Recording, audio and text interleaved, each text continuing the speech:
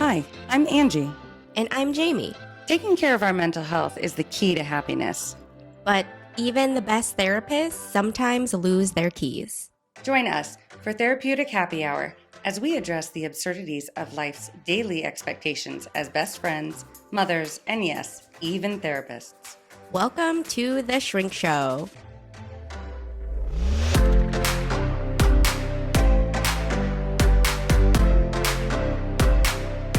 Okay, so today, because Jamie's husband felt that he doesn't know what I'm talking about when I say that my mom's crazy. He had a very great suggestion of having Get to Know You. This is the only time he's ever had a good suggestion, just so we're clear, okay?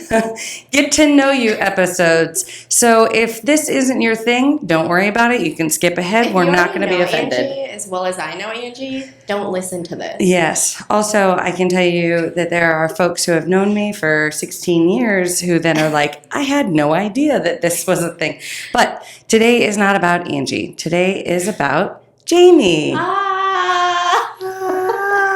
Yay! So, Jaime, I think where we wanted to kind of start was a little bit of like who you are, backstory, childhood, how you grew up, your story. So I'm just going to let you share. Well, I hope we have a lot of time because if anyone knows me, I have about 7 hours of storytelling capabilities.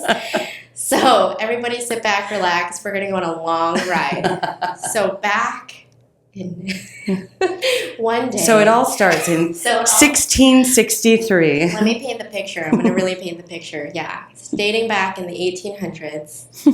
My great, no. Okay, so fast forward to I was born in Korea, and then I was relinquished at birth, and I stayed in foster care for a few months. I was in the hospital for a month, actually. I was born a preemie.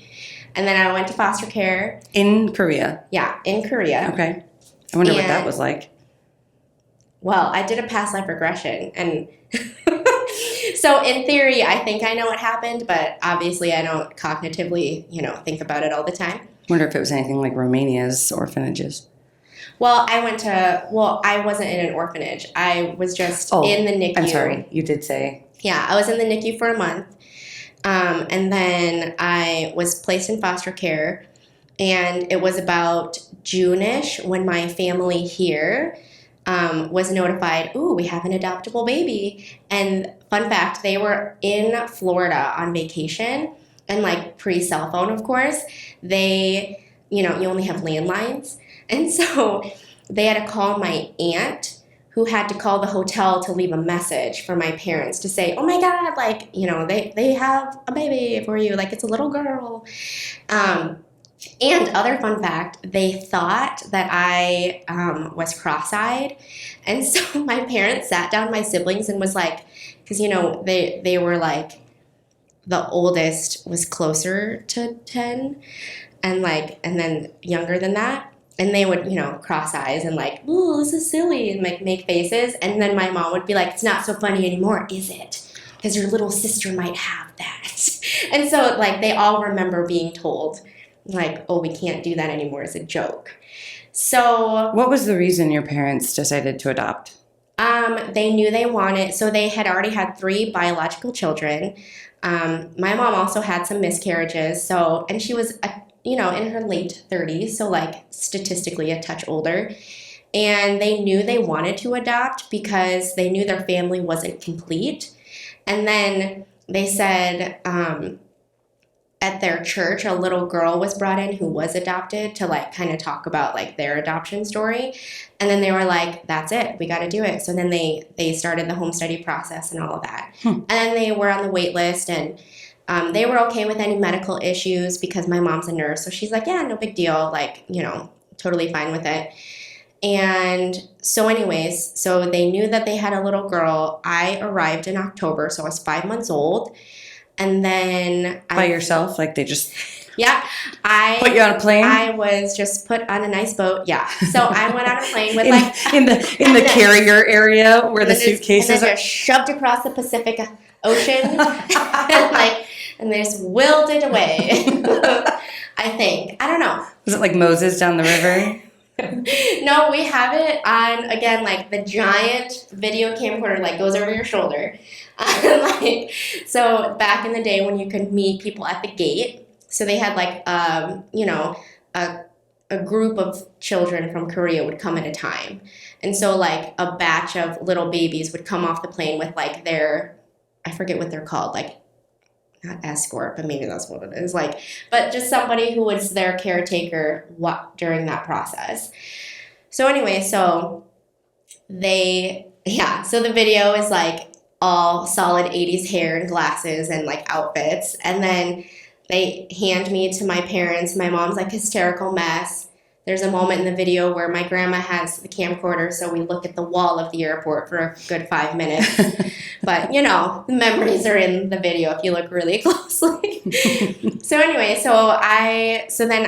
my folks lived in Omaha, Nebraska, and this was also before Omaha was as established as it is, like not any strip malls and like no stoplights past 156th Street. That's where we grew up.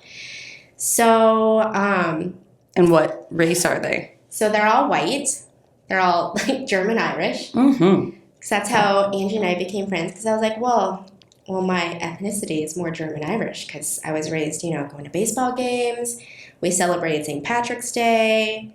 Raised a Catholic. I remember St. Patrick's Day. You're like, Angee, let's go and celebrate our heritage. Our Irish heritage. And then you're like, you don't look Irish. And I was like, well. I did not say this at all. Maybe. No, I probably. You may have. I don't remember. I was probably drunk. I think we were well-established friendship at that point because this was 2 years at least after we met. Oh, yeah, because I couldn't drink yet. Mm-hmm. Yeah, legally. So anyways, so I was raised with my family, close with my siblings, like I would say normal upbringing. We took vacations every summer, so I enjoyed traveling at a young age. Always close with my siblings, even though like as children we had the normal, quote unquote, like sibling dynamic. So, my closest older brother would always tease me and I always hated him.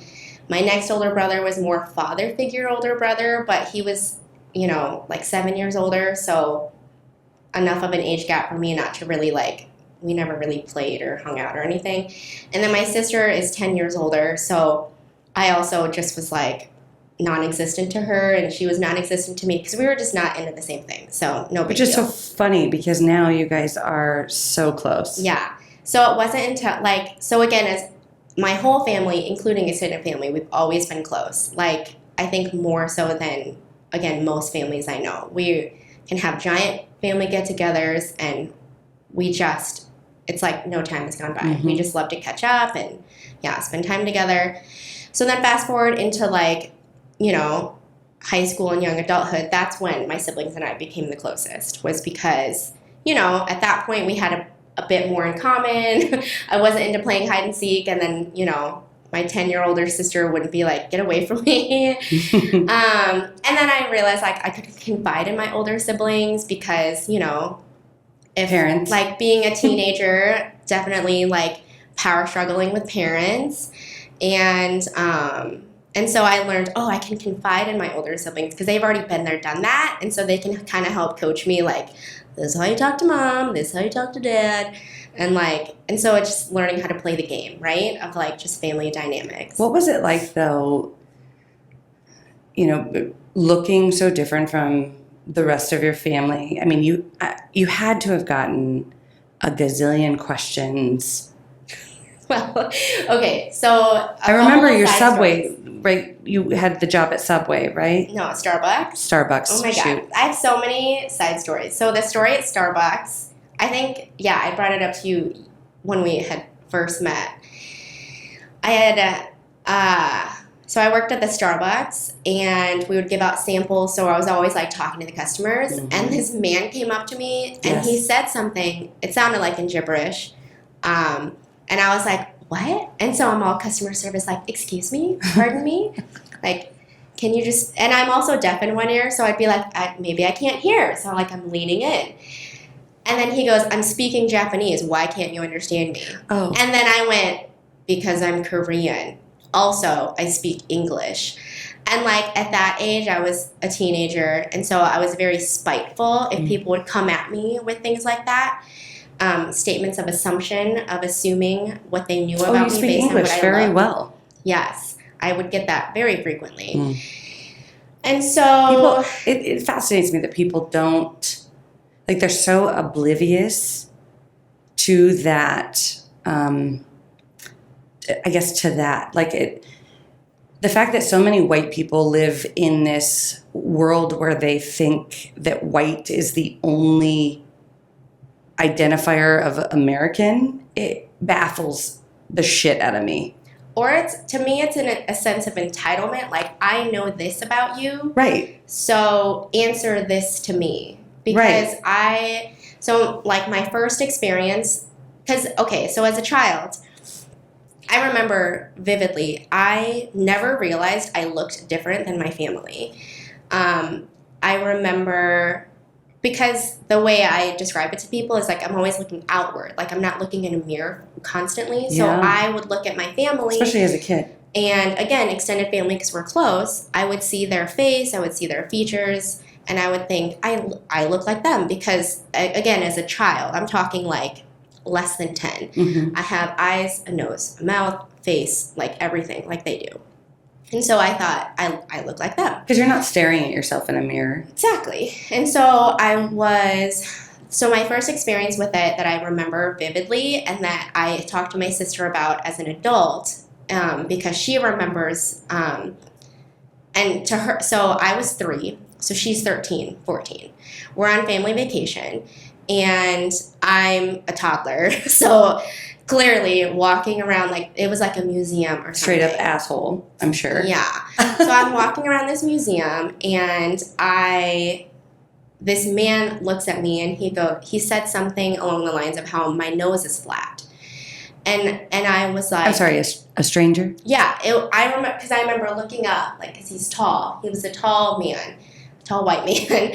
And he said how, like, my nose is flat. And I was like, no, it's not. Because, I mean, it's, again, literal as a toddler. I'm like, it's not flat. It sticks out. But it doesn't stick out to the extent in which, my white family members do, right?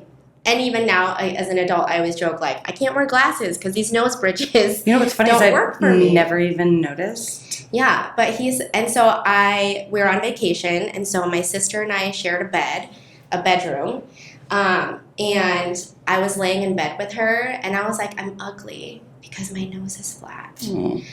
And as an adult, she goes, I remember thinking, what the fuck do I say to my little sister?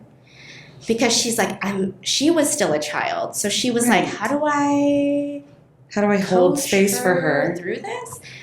So she just kept saying, no, you're not ugly. But then that was when I said, well, you don't understand. Your nose isn't flat. And so... Which is a fair statement in many ways. And again, her being a child, me being a child, she didn't know how to coach me through that. So then it would just be a lot of things like...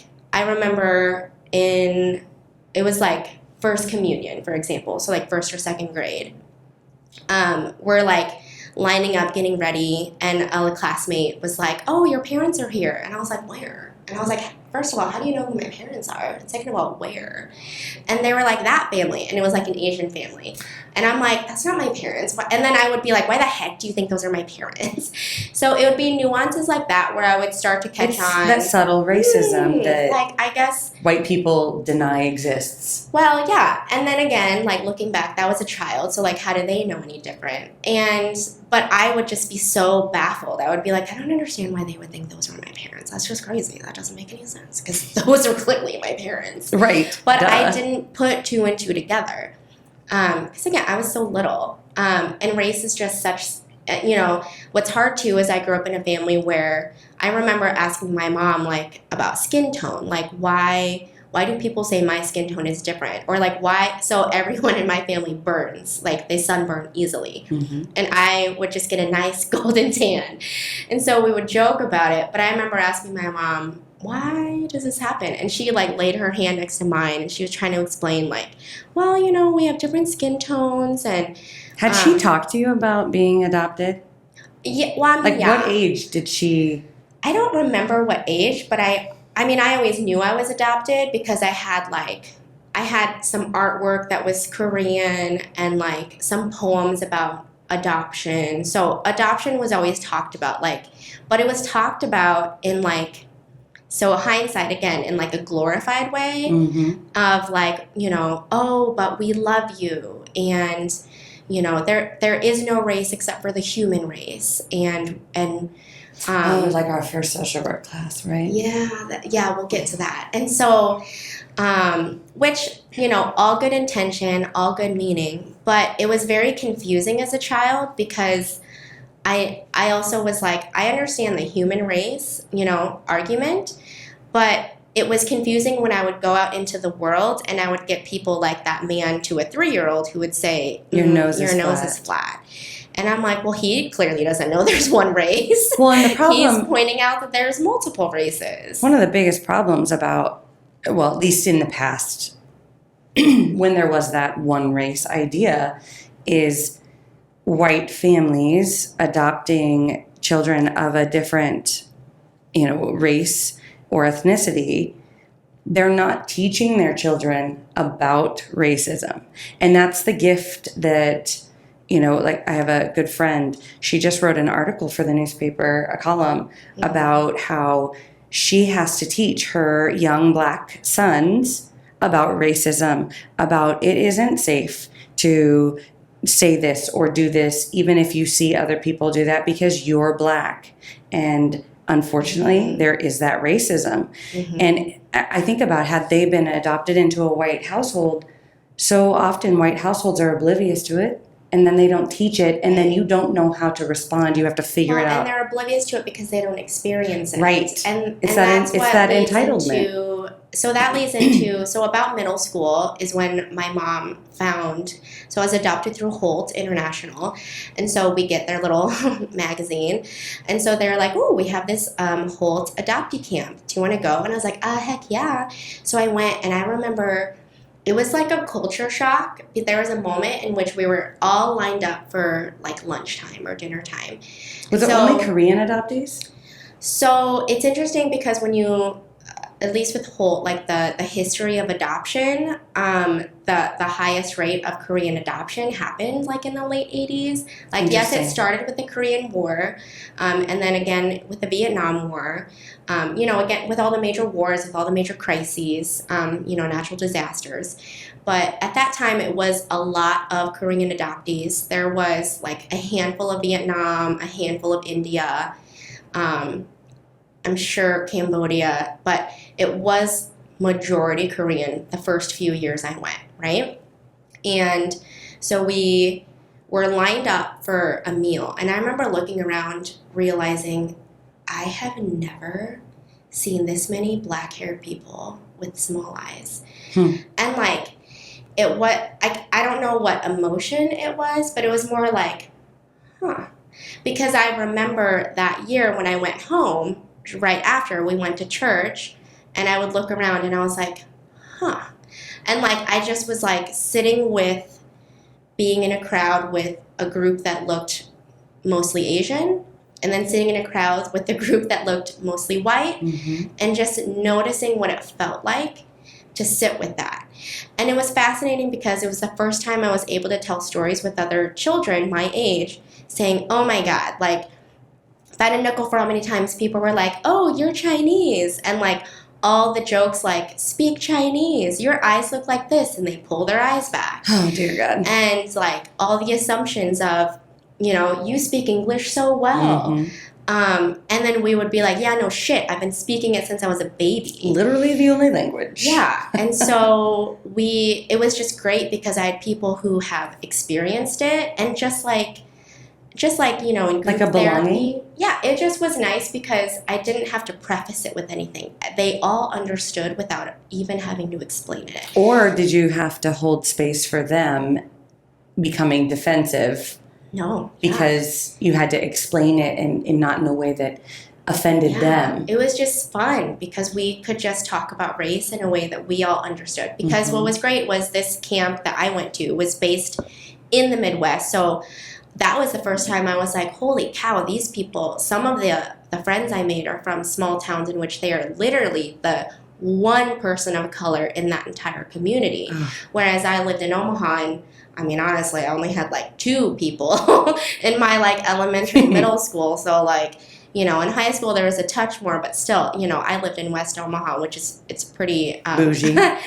pretty white part of town. And so so I grew up basically 7th grade through high school going to this adoptee camp. And those were the years where like, really, those are the ages where you're finding yourself, you're trying to figure out who you are and where you fit into the world.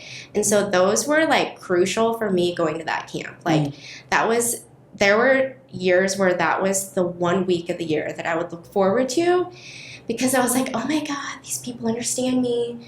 Like, you felt safe. Yes, because when I would come home, my sister, remember, she goes, the first year you came home from that camp, you were pretty sassy about white people. But I was like, but we joked about it the whole week. So I lost that filter. So I kept doing it when I got home. And my parents, I don't think they ever said anything to me, but my sister goes, Mom and Dad noticed something was off, but I don't think they knew how to approach it. So they just didn't. And my sister remembers, again, she was only like probably in her young 20s at that point. So it's not like she's going to be the parent. But she remembers thinking, maybe we should like ask Jaime about what is going on. I love that you like, guys have had these sassy about conversations this. Yeah. into adulthood, because I think that is learning for both of you. Yes. Which is incredible. Well, my sister and I, a lot of our race conversations happened with all the riots of 2020. And so I cannot speak on behalf of the Black population, but I was speaking on behalf of my experience with racism. So we were discussing just, at least what I know about it, at least what I've experienced in Omaha. And we were talking about it in the form of, wow, how do we talk about our children about this? Because she was like, how do I talk to my daughter about this? And so that's really how we expect racism specifically, why we really continue that dialogue. So then fast forward through high school, I was still going to these camps, and it was wonderful in summer. It was a great, just break and Thank understanding God they people. had those camps. Yeah, I am all for it. Where would you have been? I would have not been a social worker if it weren't for that camp. So we're all of, the young Korean adoptees in the camp. Were all of them adopted into Caucasian households? Were some adopted into... So I don't know about everybody, but so I still have some of my best friends from that camp. They were all adopted into white families. At least the folks that I went to camp with all adopted into white families. And so where was I going with this? Well, you said that you wouldn't have become a social worker. Yeah. So fast forward into late high school, I think freshman year of college. We joked with some of the camp counselors who, again, I'm still best friends with, these older peers who are probably not just my friends, right? We joked because we were you guys don't technically you age out of this camp at age 16, and then you can't come back until you're a counselor at 18. And so the folks who were the administration. The most important formative years of pretty much into adulthood. You're on your own. It basically was age 17 was your gap year, right? And so we joked because what they did, the director and assistant directors were our good friends. And they were always wow, Midwest camp's the best. And I think because there's definitely personality traits of there was a West Coast camp, an East Coast camp, and a Midwest camp. And mind you, just side note, there's a ton more camps now through Holt. But at that time, there was just those 3. So the directors at that point we claimed they loved our cabin, my group of friends. And by claim, I mean this is fact, scientific fact. I mean, let's be honest. It included you and Amber and... Caitlin wasn't in our group. Oh, she wasn't. A year younger. Okay, you and Amber... Well, first But, of all, like, just you and Amber alone are a riot. So... And I was like the quiet, not even funny one. So, like, you don't even know the actually good people. Wow. Like, because, whatever. I think in high school, I was an odd duck. Who wasn't? But anyways, they created a counselor in training program for the 17-year-olds. So we came back as 17-year-olds and we were counselors in training. So we basically were in a cabin. You got to do whatever you wanted. And we kind of got to do whatever we wanted, but we quote unquote, we helped the other, we would help kind of lead things. We would be assistants wherever needed, but we also just messed around and the true summer camp experience. We would do pranks on each other. We messed with all the younger cabins. It just was so much fun, right? Because outside of just the fact that we were all adopted people of color, we just had a crazy time at summer camp, right? Mm-hmm. Just doing crazy summer camp things, staying up all night, bringing food, just having a blast. So we say that we created the counselors in training program, so you're welcome. And then out of my group, I was the only one who went on to be a counselor. So I was a counselor when I was 18. And at that point, the dynamics of adoption in the years had kind of shifted. And there was a lot more Chinese adoptees because that was, the one child per China family. Yes. So a lot of female Chinese. Yep. And at that point, there was a lot more Indian and Cambodia, and so it was a little bit more diverse than just Korea. So that was exciting to be a part of. And then I got to go to the West Coast and the East Coast and Midwest camps and be a counselor. And so I loved that because I loved being with kids, and as a counselor, I would just mess with them too and just pull pranks the same. So it was a blast. But same thing. So the folks, though, who created the counselor and training program, one of which, he was a social worker, and he was explaining, outside of camp, we would travel to visit each other because we were so close.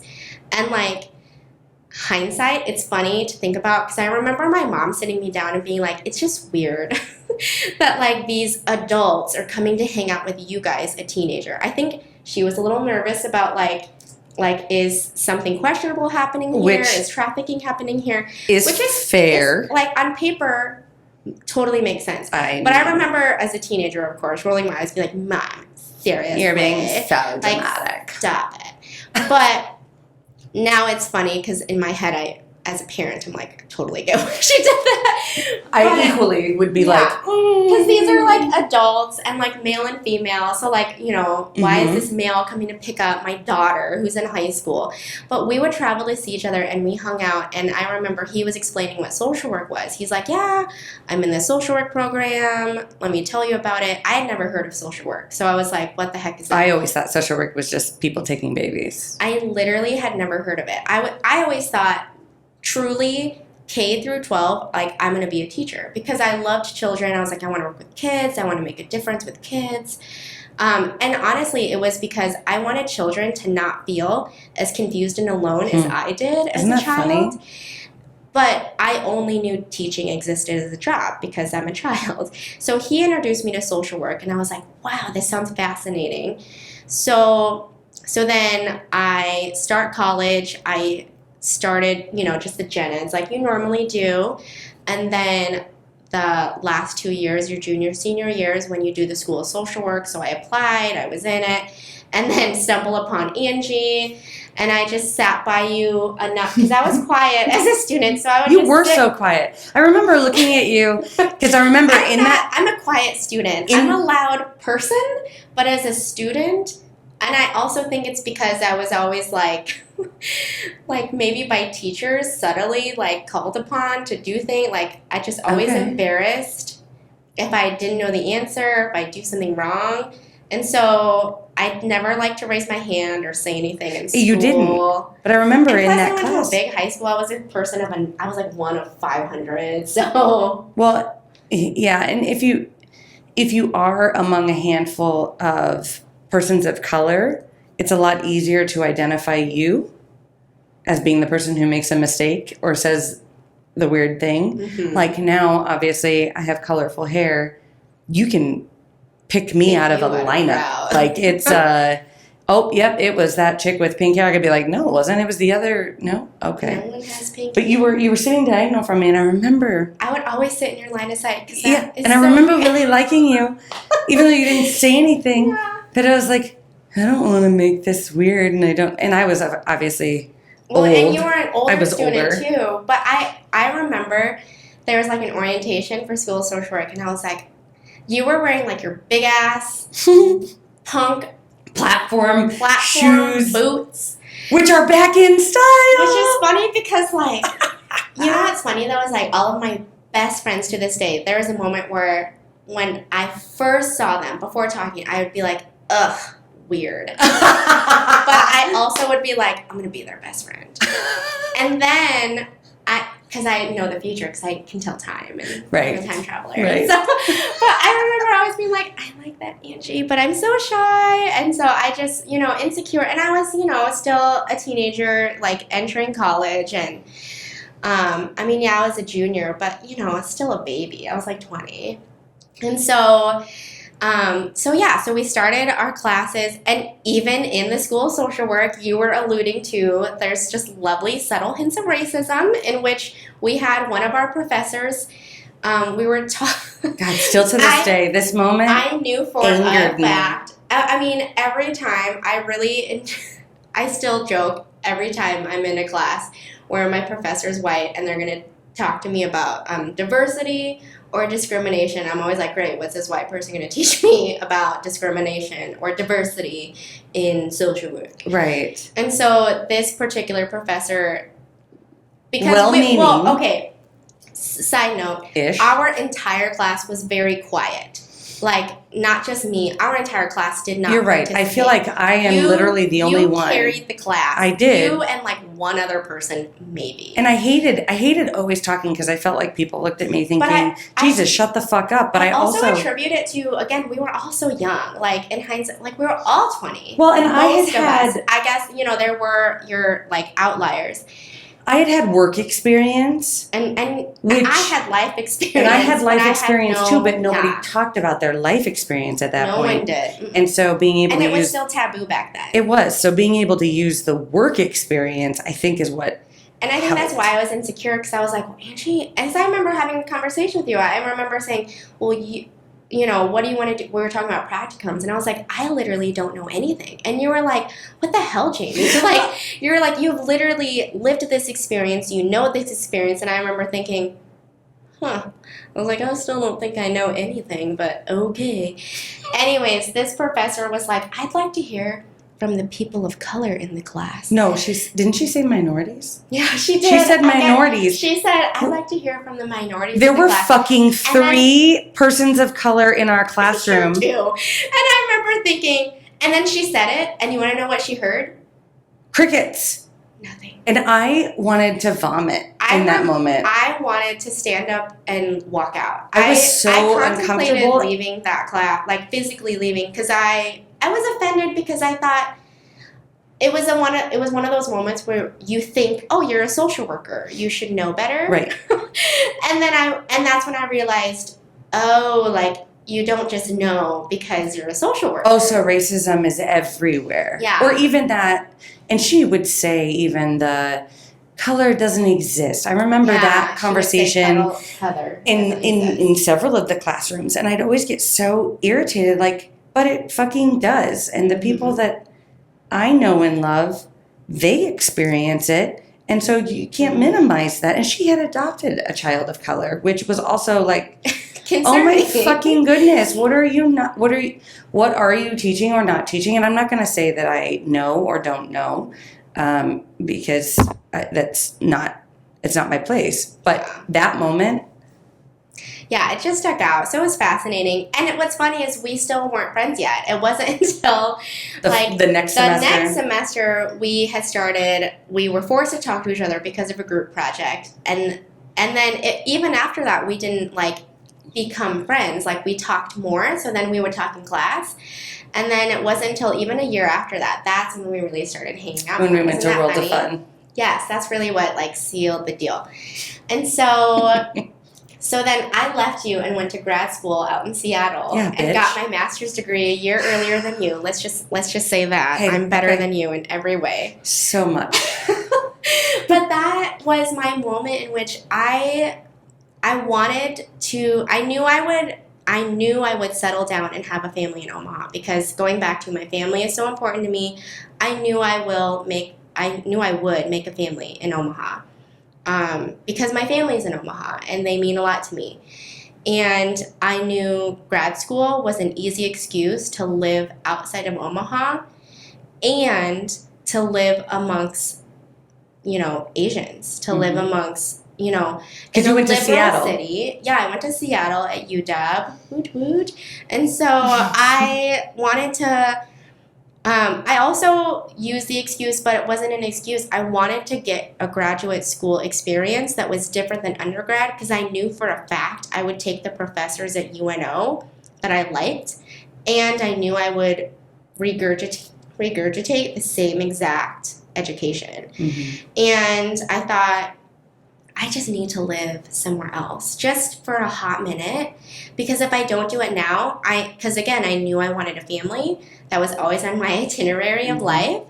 And I thought, this is it. This is my only chance. So I did. I applied out to grad school, made it, like abruptly moved and lived out there for a year, like busted out a master's degree in 10 months because it was an accelerated program, died a little bit. But I lived to tell about it. You did. And I loved it. It was great. It was my time to just experience, first of all, a bigger city. I love big cities. I love to be like one of a crowd, and I totally don't mind that. So I got to experience that. I got to experience, again, just being in a diverse city, in a liberal city who appreciates mental health because they do, compared to Omaha, significantly more. So it was just really interesting to go in with those dynamics. When you chose social work, what were you wanting to do? Oh, yeah. I didn't even touch on that. So when I chose social work, I thought for sure I was going to work somewhere in adoption, specifically post-adoption, because that Holt Camp experience made my day.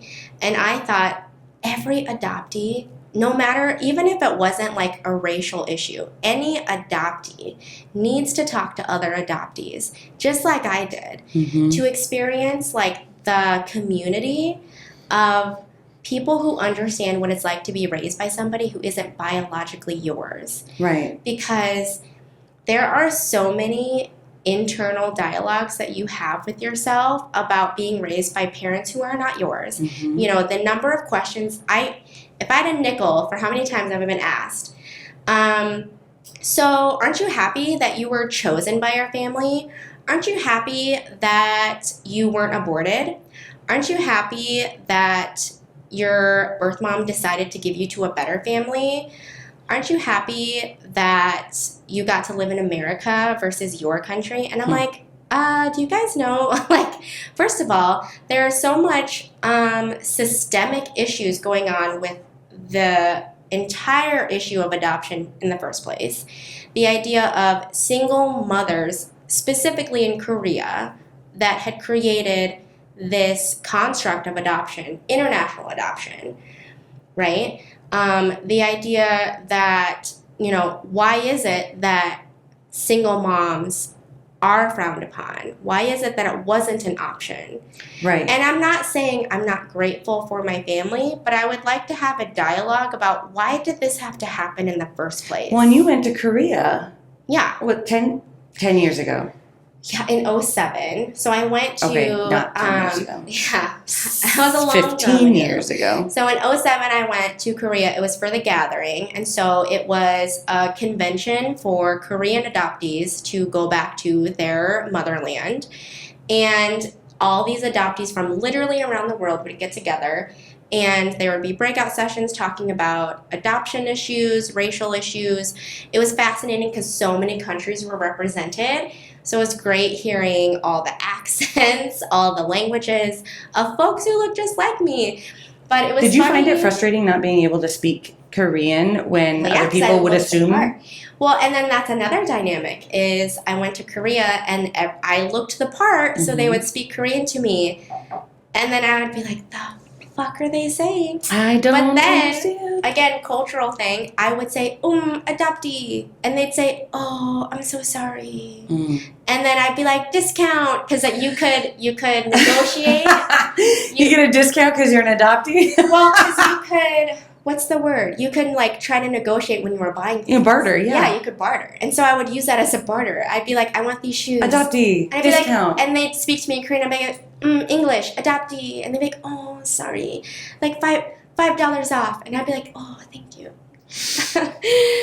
And so yeah, that was fun because again, I met more adoptees. Adoptees are just like, what's great is I feel like the adoptee community that I have is some of them I probably haven't talked to in like 10, 15 years since grad school, because a lot of them live on the coast. The ones from Omaha have all moved to the coast because they hate me and don't want to live by me anymore. Rude, but we, Amber. I know, Caitlin. And so we will move far away from each other, but we can reunite as if no time has like gone by. I've heard stories of like twins being separated, and didn't you for a minute think that you were a twin, or you're still not sure? I did. Well, I doubt. Who knows? So I did a birth search when I went back to Korea for the convention. And so what you do is you go to the whole agency, they pull up your file, you get to read it. And so I went to the agency and they gave me my file. Unfortunately, for me specifically, it was the exact same file that my parents already have. So I was like, I already have all this paperwork. But when I was there, the lady who speaks nothing but Korean is like holding this freaking stack of papers, and she's holding in front of her, just reading it. And I'm like, can I get a copy of what you're reading? And she goes, oh no. And she holds it to her chest. And she goes, oh no, these are mine. And I go, okay, well, what's on it? And so she'd read it. She'd be like, oh, did you know that you are your mother's second born child? And I said, no. I go, as far as I knew, my mom was either 19 or 20, because in Korea, their birth years sometimes. So either she had another child and had to give that child up, right? Or you are potentially so either one could be a twin, yeah. But I also but again, or with a grain of salt, there was a clear language barrier. So like, what if she was interpreting it wrong into English? Like, I don't know. Have you ever done the Ancestry.com or like? Yeah, I did the 23andMe, and I have no. The closest connection I have is 0.58% DNA. That's the closest connection I currently have right now. So I did it, and honestly, I did it recently, like within the past year, and I did it because I knew I would be let down again. Because I, as a small child, always wanted to do a birth search. I only wanted to meet mostly my birth mom. It wasn't until adulthood when I was like, honestly, any birth family. But it's mostly because my main reason is I just want to meet someone who looks like me. Mm-hmm. That's it. Yeah.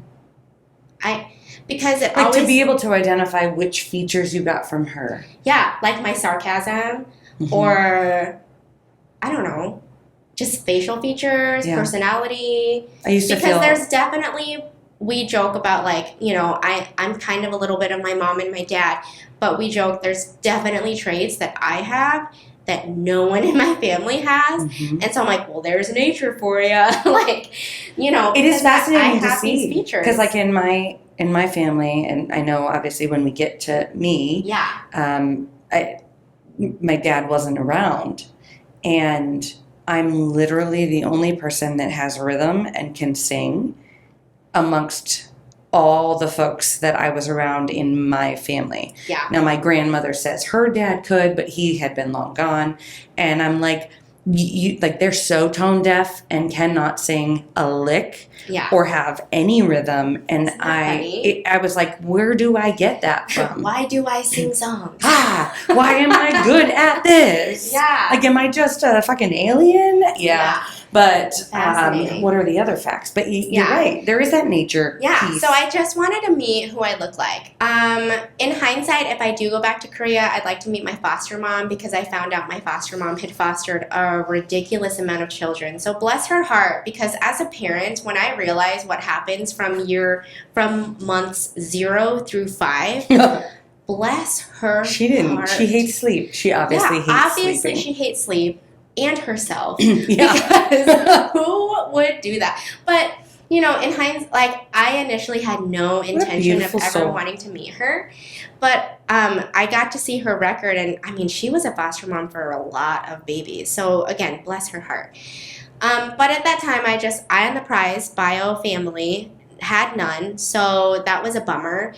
And then fast forward into social work. So I finished graduate school, and then I decided to move home immediately because my living situation was not good, and I just was like really homesick. Again, close with my family, and realized like, you mean, oh my god, like bed bugs? Yeah, I had really bad bed bugs, really bad landlord. It was really like traumatizing and just isolating because I was like, dang, I really rely on my family for a lot, and like, yeah, I have good friends, but like, it's not the same. Mm-hmm.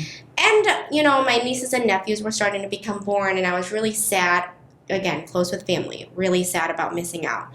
So, move home, and basically, I was unemployed because this was right when the recession was happening, and DHS had just restructured, so they had laid off all of their employees. Oh yeah, that was a hot every mess. social worker was looking for a job at that moment, and I was like, great, this is great. So I was applying anywhere and everywhere, and I stumbled upon a job being a caseworker doing community support. So I forgot about that job. But that was formative. Like, this paints a picture of where I'm at today, right? So I remember even calling you saying, I have never wanted to work in mental health ever. But it was with in my life. Grown-ups. Yeah. Like, this is adults with severe and persistent. Well, and again, to paint a picture, I went into social work to do post-adoption services. For children? Yes. No. I wanted to do post-adoption services for teenagers and young adults and anybody who was adopted, anybody who is an adoptee, truly of any age, but I really loved that teenage, young adult age because those are those formative years. Mm-hmm. And I think having, again, that sense of community, that sense of understanding, how does adoption fit into me? And adoption agencies truly to this day are still lacking post-adoption services. They place the children, they do the required follow-up visits per the country, and then they're done. They wash their hands of that baby, and okay, they're good to go. And I'm like, these families and children need some support. Just even a check-in. Yeah, just like a mental health check-in. How are the parents dealing with their teenage son who's a person of color, dealing with those dynamics? How is that child who's a person of color dealing with those dynamics? I just wanted to dissect that. There was a lot of white saviorism. There was a lot of, again, systemic constructs that I was seeing. Yeah. And I just was like, this is exhausting, and I just was like not ready for that battle. I was like, I'm sure like I could make or do something, but I just was like, it's just irritating. Something that the lack of adoptee big voices in adoption agencies. Yeah, something that big is very difficult to take on as a new social worker.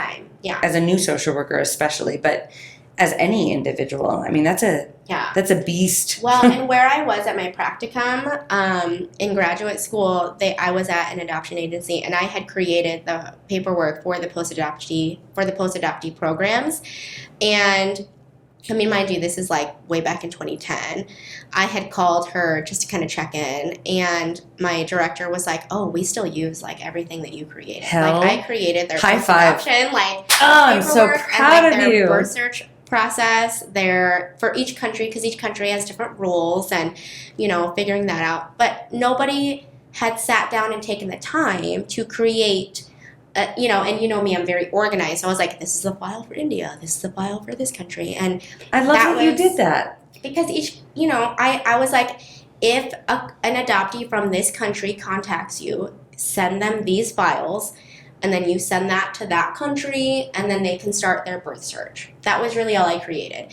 And it was just in a way that was... That's all. Do you know, you probably impacted, I mean, let's be honest, because of your experiences, because of what you were passionate about, because of what you wanted, even in that short practicum time frame, you probably impacted God knows how many lives of young adoptees that wouldn't have jumped through all of those hoops. Right no, now. but they having because there are some things the that caseworkers are busy helping the pre-adoption service. So like you Right. know, they don't have the time and resources to do that. So I just made it a streamline. And if I have to go started. and explore all of those, Yeah. that I may It's a not lot, do 'cause that. they're But if you just busy. hand me a file, Mhm. boom, all right, I Yeah. can handle this. Yeah. So I moved back in the recession. Great life decisions, really good timing, as I do in life. And so I stumble upon community support. Totally new ball game. So I'm working with SPMI clients. So for folks who don't know, so that's severe and persistent mental illness. So these are folks who are diagnosed with schizophrenia, schizoaffective, bipolar, and major depression. They have Like to my be mom. a chronic mental illness, right? And my job was to meet And with chronic them meaning for life. cannot, yeah. Yeah. And my job was to keep them as stable as possible in the community. So I would meet with them in their home or wherever they were at. Whether And the hospital, the library, their friend's house, their job. Fun fact with all of this. Yeah. All of this, that program was developed out of, I believe it was 1996, the Bill Clinton administration did deinstitutionalization. Mm-hmm. Which was a huge thing where you could no longer institutionalize folks with severe and persistent mental illness. Mm-hmm. And they had to be served within their community. Yes. And so what they found was that many of those folks were struggling and in many ways incapable of staying on top of their needs and fitting within society. Yeah, our job was just to try to keep them out of the hospital and functioning, whatever that looks like, whether it's employed, whether it's doing a daily activity, right? Whether it's functioning within their family dynamics. I literally... You just fell in love with them, though. I, to this day, still think of like the individuals. Like, I'll think of them and wonder, like, oh, some of them I remember their birthdays, and I'll be like, oh, I remember how their birthday is doing today. Obviously, I can't reach out. But I love them. I loved that job. It was crazy. I did driving all around town. I would go all the way down to Weeping Water, all the way up to Fremont, downtown, North O, South O, like everywhere. I probably could drive to most of their houses still to this day. I love them. I loved it. It was so much fun. And it's funny because I was terrified of mental health. Terrified. Because when we first met, you were all about mental health. You were like, yeah, girl, like my mom has schizoaffective. I got this. And I remember thinking, that's crazy. People who hallucinate? What? Wait, she hears voices? I know. I remember thinking, that is out of this world. And then now I fell in love with that community, and I was like, oh my God, I love them, and I totally understand their voices, and I totally get that you think you're God. Like, I can work with that. Yeah. Yes. It's like... I think I'm God too. Because I know, right, girl? And so I'm like, okay, I get it. Like, the substance abuse, yeah. Like, nothing but childhood abuse, got it. Like, I can work with that. And it was so funny because that scared me. And until I was forced to work with it. And then, you know what? All it is realizing these people are human. And these people have feelings and just want to be heard. And they're not scary. And they're not scary. The people they're worst to is themselves. And that is what I tell, because, so my husband now, but boyfriend at the time, was like, are you sure that you are sick? And I go, what are you talking about? Like, these people are so nice. But stereotypes, my family and like boyfriend at the time was terrified for my safety. And I go, do you understand the internal struggles my clients are going through? They would never hurt me. And I'm sorry. They are trying the best that they can. The truth is, in my opinion, the scarier folks are that white man standing over you as a 3-year-old saying your nose is flat. Yes. Because they haven't or have Again, denied. the sense of entitlement. Right. They haven't experienced being ostracized or marginalized in any way. They haven't experienced being knocked down, or they've denied that experience and blamed it on someone else. I mean, meanwhile, while working this job, my friends and I, who are all adoptees, so people of color, when we would go out to bars just having girls' night, we knew for a fact when the three of us were together, we would get approached 100% of the time. Truly. We would always be approached by, at least one person who would be like, oh, where are all you girls from? And we'd be like, Omaha. And, you know. What did that one lady say? You and I went out to the bar, and I got, like, fucking hardcore guns. Like, I got mama bear in this situation because this white girl approaches our table. She starts talking to us, and then she said, oh, Oriental. Oh, yeah. People say Oriental. And I was like, I'm sorry, what? And what makes me laugh, though, is when you and my husband now, when you guys get more defensive than I do. Usually I just am like, It's because... I'm like, you want to try? And then you guys get all like, I'm going to cut you. I will gut you like a fish with my words. Because usually I'm like, I got this. But again, you've experienced it. And I feel like in the side of mental health, when folks start talking about homeless or crazy people, crazy folks, or the lady on the corner who's creepy, you probably get defensive. Not necessarily. I feel like my husband or other folks will get more defensive. On your behalf, because they're not as familiar with it. They didn't grow up with it. Whereas for me, it's like, all right, I can work with that judgment. And usually I'm like, I'm going to watch you drown for a minute. Right. I know how to navigate this. And so it's fascinating to see. It's fascinating to see you navigate something else and me being on that other side. Yeah. Because you do. You get, and I'm just like, because I'll ask questions to make them really judge them. So I'm like, why is it that you chose that word? Why would you say that?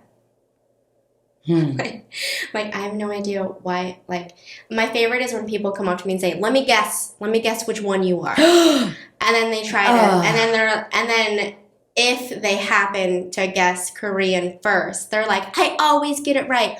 Or if they get it wrong, they're like, oh, dang it, I always get it right. And that's, yeah. And I think for me, what it brings up is that too. That class we were in. The entitlement. And that I want to hear from one of the minorities in the class, because we're talking about a topic that, people of color may or may not speak to. But it was, for me, that uncomfortability of, it wasn't necessarily the voice of people of color. It was, like, you are now. I'm going to represent all Asians. Right. And if I speak on my behalf. As if you had anything to say. And I'm not saying you didn't. Right. But it was as though those she three folks didn't know that I was adopted. She didn't. And it doesn't matter. It doesn't fucking matter. It's the fact that you're going to say, basically, I'm going to call somebody out and say, speak on behalf of yada yada. Yeah. Like, what if I don't have anything to fucking say? On behalf of schizoaffective disorder. Right. At this point now, I probably could because I've talked about it enough. But there was a time in my life where I'd be like, "Fuck, I don't know what to say." But it's also like, why would you say that? You know, it's not like you as a one person represent the whole. And I think that's always the. I represent my experience. Yeah. And I think that's always what it comes back to. So I worked with mental health, and then I thought I miss children, and I wanted to work with kids. So I dabbled in family and child therapy, and then I realized grown-ups is where it's at, because that's where the true. And you didn't want to do therapy. Happened. Never in my life did I want to do therapy. Even when I worked case management, I thought, ugh, therapy. Gross. And here I am in my own practice. Your own therapy doing practice. Therapy.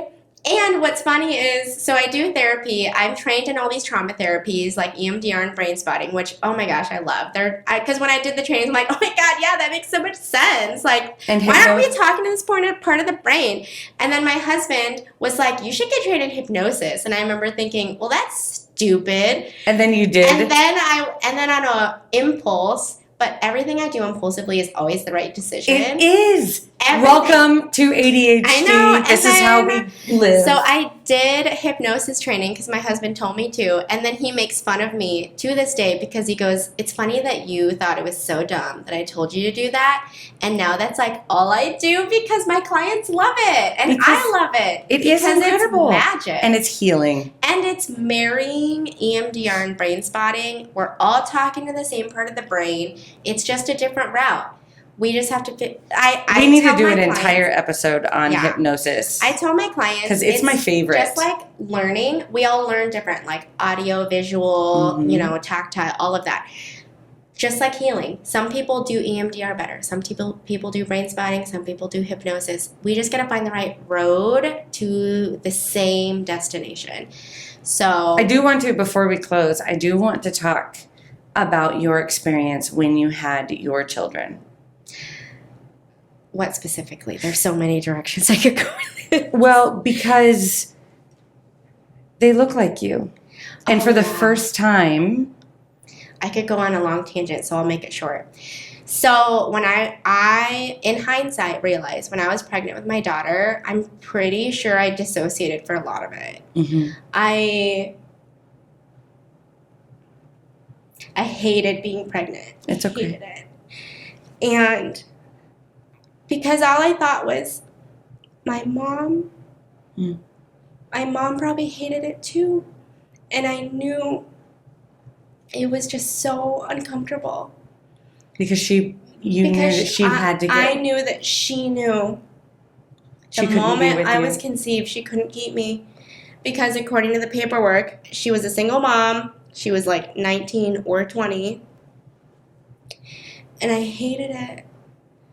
And then what was funny was my daughter was born. She was breech, just like me. Stubborn Bitch. Little twat, just like me. And smiled to me for the first time. She still glares at me every day, just like I did. And so I wrote, what's funny is because it's me, I'm left-brained. So I counted the months and days until I was arrived in America. Mm-hmm. So 5 months and like 3 days.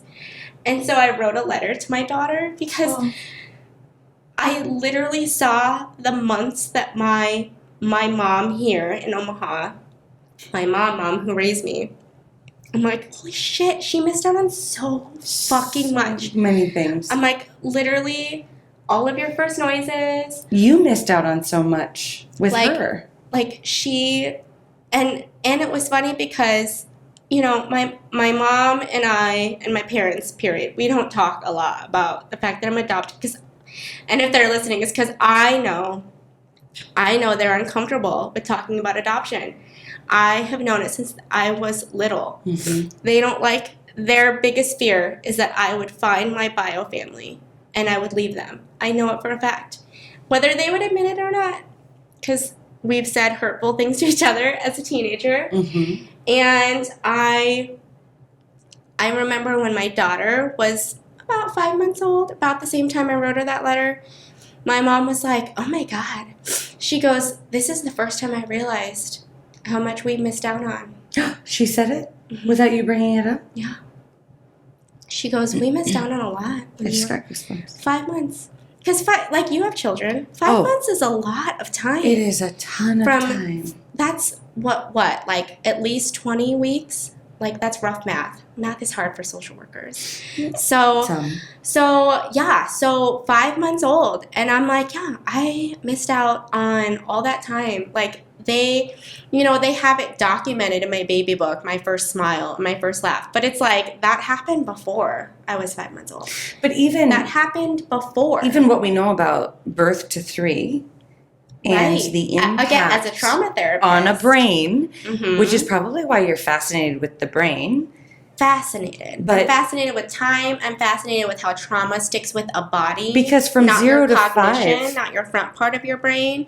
Because these babies remember. I work with adoptees to this day in my practice about how you do realize in utero, the feelings that your mother, your birth mother, was feeling is affecting you sitting here in front of me, well, grown up. do you remember you and I did a hypnosis Right. when you were just learning? Right. And you were like, well, what question do you want to ask? And it, for me, it was, why do I constantly say you're not listening to me? Mhm. And in that hypnosis, it took me back to utero Yeah. with my mom, who had Oh, yeah. so many Miscarriages. pregnancies, but they weren't really pregnancies. Yeah, they But were. because of her psychosis, Yeah. people no longer People weren't believed her. listening to her. And I remembered being in her stomach saying, You're not listening. you're to me. not listening to her. You're not, Mhm. I am in here. Here I am. Yeah. I'm here. And it's so fascinating. It's Yeah, fascinating. it sticks with you. So yeah. So into motherhood. So yeah, being pregnant the first time was I feel like, and I've talked to other adoptees who have parented, and what's fascinating is they've had similar stories of just this slight dissociative, slight detached, slight emotional, it's like just this plethora of just a mess, right? But it's another dynamic that adoptees go through that, again, it's like, I can't talk to my mom about it. I can't ask my mom how her birth experience was because it's not going to be mine. Right. It's not going to be similar. And so, and then I couldn't talk to my mom either, if that makes you feel any better. Yeah. But then, having to clean up my childhood and adulthood, just feelings towards literally every emotion, that's basically what has made me into the mom I am today. Of, when I felt like I wasn't safe or couldn't experience a certain emotion, I can tell that I get triggered when my children demonstrate to me those emotions. So I have to clean that up so I can not only hold space for me to feel it because they are standing in front of me, throwing a tantrum, but then I have to hold space for them and teach them, you know what, you're just a little tiny human feeling a little tiny rage. And that's okay. I'm right here with you. And so that's how I parent my kids is, like I said in other podcasts, like my clients have taught me how to be the best parent because we do so many, parts work and inner child work. We clean up all the issues that you wouldn't think stick with you as a grown-up, but they do because that's what comes out in therapy. And, even me as a grown-up, I know that's what sticks out to me, from my childhood. Just needing to feel safe and hold space for these uncomfortable topics. I make sure to do that with my kids because I don't want them to have to work with that with their therapist. I will give them their own issues to work with. Yeah, that'll be something completely independent. Right. It'll be their father, obviously. Obviously, their dad is. He's the cause for therapy. No, I guess as we close, I think it might benefit you and the audience to know, like, what advice or what wisdom or like in a brief statement, what would you want other teenager adoptees or young adult adoptees or even adoptees who've never really looked into their feelings, and this might be bringing up things within them, like what would you say to them? Well, and what's fascinating is it's not even adoptees. Like clients that I've had where they have had moments in which like in vitro fertilization, like there was a sperm donor who was the reason why they are conceived, or folks who have no connection to their biological family for whatever reason. I feel like I also connect to those people, obviously on a different level, but similar, right? Like we have the similar struggle of the idea that you were raised by someone who was not your bio mom, bio dad. It's a belonging. Right. it comes back to a belonging. Well, and I think, at least for my generation, for me specifically, except, hopefully this entire story is like on my behalf. It's not on everyone's. But it's the idea of when you were raised by someone who's not mom or dad, because the assumption by your peers, by parents, by other parents, by teachers, by other people around you, it's always mom or dad. And it's like, because like when we did the DNA, like eye color in science, it was like green, blue, blue, brown. And my science teacher literally held up my sheet of paper and said, well, this one's clearly adopted. That was me. And that's what my science teacher did. And it's like, these are things that be mindful. I guess maybe what's your advice for the entitled people who don't know in this experience? Well, and I don't really know what the advice is. I think the advice is just know that, there are people who share at least similarities in your story, and to find people who are just like you. Mm-hmm. Do what I did in the sense of find that community in which you feel belonged and you feel loved and they understand you, because I am still so close with my family. I love them, and we literally spent the entire 4th of July weekend together right now. But when you have this chosen family of people who just understand you in a way on a soul that, your family doesn't understand you, it helps you remember and understand, people, you're not alone. I think I spent most of my middle and high school years thinking, nobody understands. I'm all by myself. And so it's great to know that it exists. I had an adoptee client who was talking to me about coming to me as a therapist, and they were like, this is the first time I've ever had an adoptee therapist. And I drove to session, walked into session realizing I don't have to preface anything. This therapist already gets it. And what a relief for that person. They just were like, I have never experienced that before. And I was like, in my head, like, oh my God, like I totally get it. That was like how camp was for me. I was like, I can just go and be whoever I want to be here. And they get it. Like I don't have to preface it. I don't have to explain. Yeah. They get it.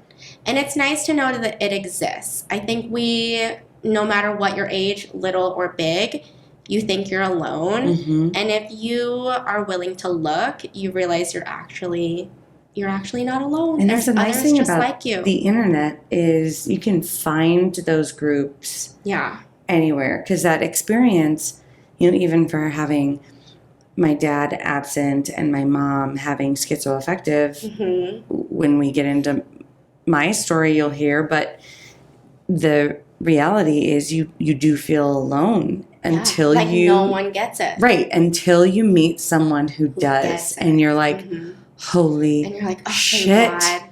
And then you don't have to preface it. You just say, oh, this sucks. And then they say, I know. It does suck. Yeah. That's one of the most powerful things is just being able to say, to hold space. This does suck. And I think that's one of the things that I always try to get folks to understand. Like, when I do my speaking engagements at schools and everywhere, it's that it's okay to say, this sucks. Yeah. And just say, that has to suck. That was literally my last session. I was like, quit being positive. Let's be realistic. Today does suck. And that's okay. It does suck. And that doesn't mean tomorrow's going to suck. That just means today's not that good. Today's a shitty day. And you know what? You still did this even though it was not the best day. That doesn't mean every day is bad. It just means right now. That's it. There are days where I give 150%. There are days where I give 40. And that's and today okay. You gave 12. Yes. Today, killing it. No, but Jaime, thank you. Really quick, let's share our mugs. Oh, yes. So my mug says, I like big mugs and I cannot lie. This was a gift. I feel like that means more to you than me. From a great friend. Because you would rap. Shout out to Ree if you're listening or watching. Karaoke. That's right. Where we became friends. And mine's happiness. I don't know. Rise and shine. Hello, sunshine.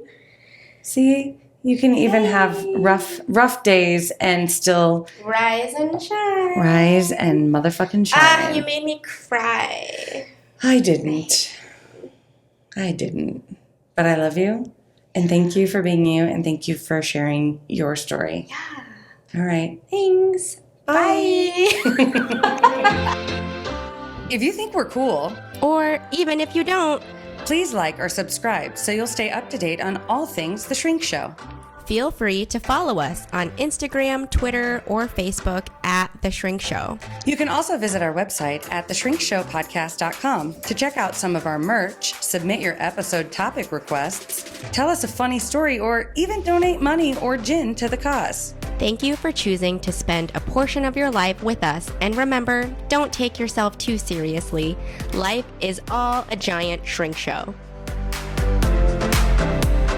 Side effects of listening to this podcast may include side aches or snorting from laughter, impromptu jazz hands, nodding in agreement even though you might be listening alone, an occasional "you said it, girl," and mild cases of existential dread. This podcast is strictly for entertainment and informative purposes only and is not intended or implied to diagnose, treat, or otherwise substitute for professional mental health, medical, legal, or other advice. Thank you.